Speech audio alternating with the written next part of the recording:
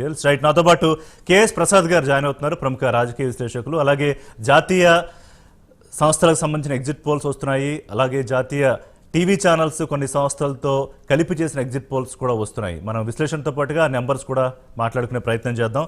ప్రసాద్ గారు నమస్కారం. ఢిల్లీ ఎన్నిక పోలింగ్ జరిగిన సరళి తర్వాత రిజల్ట్కి సంబంధించి మనకి మొదటి నుంచి చాలా స్పష్టంగా అర్థమవుతున్న విషయం ఏంటంటే Congress almost out of the picture. అంటే మనం అస్త్ర సన్యాసం అనే పదం వాడతాం.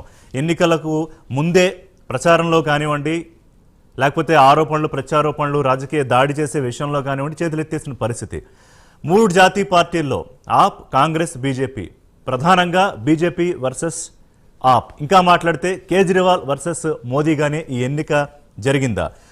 ఒకవేళ ఎందుకు కాంగ్రెస్, ఆప్ ఐఎన్డీఏలో భాగస్వామి పక్షాలుగా ఉన్న ఢిల్లీ ఎన్నికకు వచ్చేటప్పటికి కలిసి చేయలేకపోయాయి? అది ఏ రకంగా, ఎంతవరకు ఎవరిని దెబ్బతీసి ఉంటుంది? ముందుగా ప్రైమ్ లైన్ ప్రేక్షకులకు నమస్కారం అండి. రిషి గారు మీకు కూడా నమస్తే అండి. నమస్తే అండి.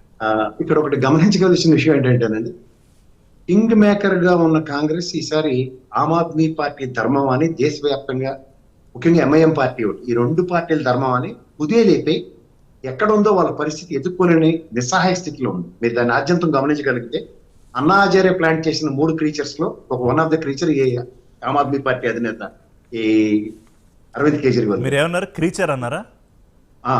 ఎందుకంటే కాంగ్రెస్ అనే వృక్షానికి చెదపట్టి మొత్తం తినేసేలా చేయగలిగాడు. ఇప్పుడు గతంలో మీరు చూడండి, కాంగ్రెస్ లో వర్సెస్ బీజేపీ అన్న రాష్ట్రాల్లో ఇంక్లూడింగ్ గుజరాత్ కూడా అతను సెకండ్ ప్లేస్ లో అమరు చేపే కూర్చున్నాడు. ఇవాళ కాంగ్రెస్ అన్న దగ్గర అలా అలా అలా అలా అంచెల వారీగా ఆ టెరిటరీ అంత నదరన్ స్టేట్స్ అన్నింటినీ మొత్తం కాంగ్రెస్ లేకుండా చేసే కార్యక్రమానికి ఆద్యంతో తెరలేపుకుని beautiful success story of MIM and Aam Aadmi పార్టీతో ఉత్తరప్రదేశ్ అనుకుంటాను ఇంకా కాస్త ఇటువటుగా ఉంది. దానికి సమాజ్వాదీ పార్టీ. కానీ రెండింటినీ ఎలా కంపేర్ చేస్తాం? ఇప్పుడు కాదు, ఎంఐఎం ఉద్భవించిన ఉద్దేశము, ఆమ్ ఆద్మీ పార్టీ ఉద్భవించిన ఉద్దేశము, అసలు దాని బ్యాక్ డ్రాప్ అంతా రెండు వేరు కదా ప్రసాద్ గారు. కానీ at the cost of Congress. ఇప్పుడు ఎంఐఎం పార్టీ ఇక్కడ ఆంధ్రప్రదేశ్ లోను తెలంగాణలో ఉన్న దగ్గర మీరు అంటే సమైక్య రాష్ట్రం నుంచి ఆవిర్భవించిన దగ్గర మీరు చూసుకోగలిగితే దేశ రాజకీయాల్లో అప్పుడు అంత వాజ్పేయి గారి ఆధ్వర్యంలో ఈ తరహా రాజకీయాలు లేవు. అంచేత వాళ్ళు ఏంటంటే they always plays a critical role aligning with respect to Congress. కానీ ఇక్కడ మీరు గమనిస్తే సెంట్రల్ లో బీజేపీ ఉన్నప్పుడు వాళ్ళ విధానమే మారిపోయింది. అలాగే ఆమ్ ఆద్మీ పార్టీ కూడా మీరు ఇవాళ ఢిల్లీ ప్రావిన్స్ లో మీరు అన్నాక ఎప్పుడో 25-30 ఏళ్ల క్రితం ఉన్న బీజేపీ వాళ్ళు మళ్ళీ రీగెయిన్ చేసుకోవాలి, రీకాంకర్ చేసుకోవాలంటే ప్రతి ప్రోడక్ట్ కి ఎక్స్పైరీ ఉంటుంది. ఇవాళ కాంగ్రెస్ అన్నది ఐఎన్డీఏ కూటమిలోంచి కాంగ్రెస్ ని విడగొట్టడంలో కూడా సక్సెస్ అయిన ఆమ్ ఆద్మీ పార్టీతో ఇంకా హెన్స్ఫోర్త్ నీ సర్వేలు దాన్ని ఏమంటారు సహాయ సహకారాలు ఇంకా బీజేపీకి అవసరం లేదని ఎలక్షన్ కింద దీన్ని అభివర్ణించారు. ఇందాక మీ కొలీగ్ గారు చెప్తున్నట్టు మహారాష్ట్రలో వర్క్ చేసిన entire team is there for the last 2 months. వాళ్ళ క్షేత్రస్థాయి వర్క్ ఎలా ఉంటుందంటే యూపీ యోగి ఆదిత్యనాథ్ ఎలక్షన్ మీరు ఒకసారి గమనించగలిగితే సీనియర్ జర్నలిస్ట్ మీకు తెలుసుకోగలిగితే వాళ్ళు చేసిన ఒక తెరచాటు రాజకీయానికి ఆర్ఎస్ఎస్ బ్యాక్గ్రౌండ్ తో అండ్ బీజేపీ వాలంటీర్స్ తో చేసిన దానికి కనుచూపు మేరలో కూడా కాంగ్రెస్ లేకుండా కుదిరైపోతుంది.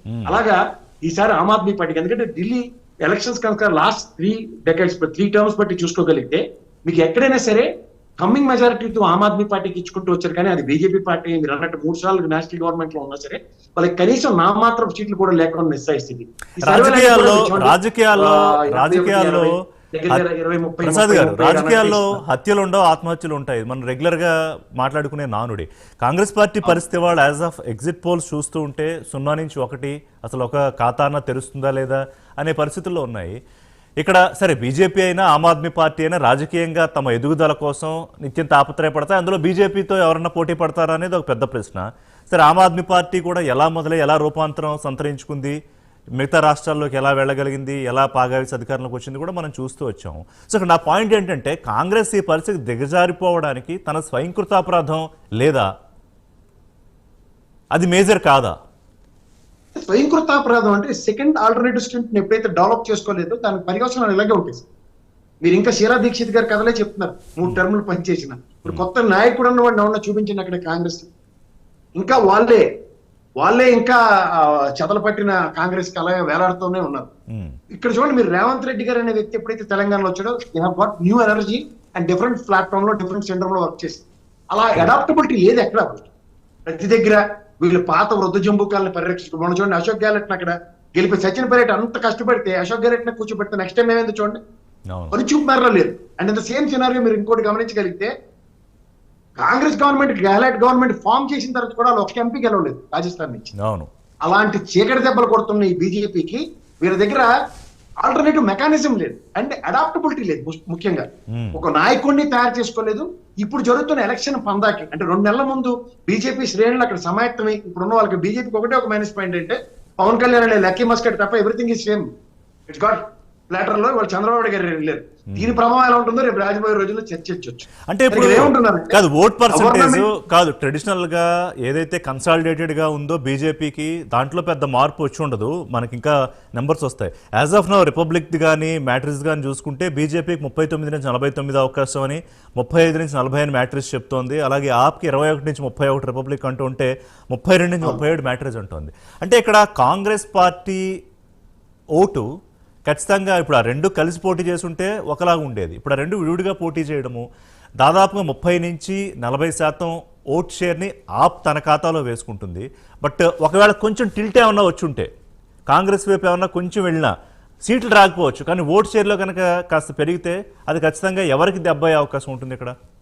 ఆమ్ ఆద్మీ పార్టీ గారు వితౌట్ దాకా చేసిన చీకటి రాజకీయం ఏదైతే ఉందో కాంగ్రెస్ ని భూస్థాపితం చేసే దగ్గర ఇప్పుడు మీరు గమనించుకోండి, ఇక్కడ కేసీఆర్ గారు చెంతం చేరాడు, కేసీఆర్ కి ఎవరు పవర్ పోయింది. వాళ్ళు ఏంటంటే మెయిన్ పవర్ సెంటర్స్ అన్ని డిస్ట్రక్ట్ చేయడానికి ఈ కేజ్రీవాల్ అనే వెపన్ ని బీజేపీ ఎనిమీగా పోర్ట్రేట్ చేస్తూ ప్రజల్లో కొదులుతున్నారు. మీరు ఇది గమనించండి. వెనక తెరచాటు రాజకీయం అంటే అంటే కాదు, you are claiming or you are alleging that they are in hand glove in glove politics చేస్తున్నారనా? ఆబ్వియస్లీ. ఎందుకంటే మీరు లిక్కర్ స్కామ్ చూడండి, 3 రాష్ట్రాలకి ఎగ్జిస్టింగ్ గవర్నమెంట్ ఎలా చేంజ్ అయ్యి చూడండి. ఒకటి తెలంగాణ, ఇంకోటి ఆంధ్రప్రదేశ్, ఇప్పుడు కేజ్రీవాల్కి ఎలా డెంట్ పడుతుందో చూడండి.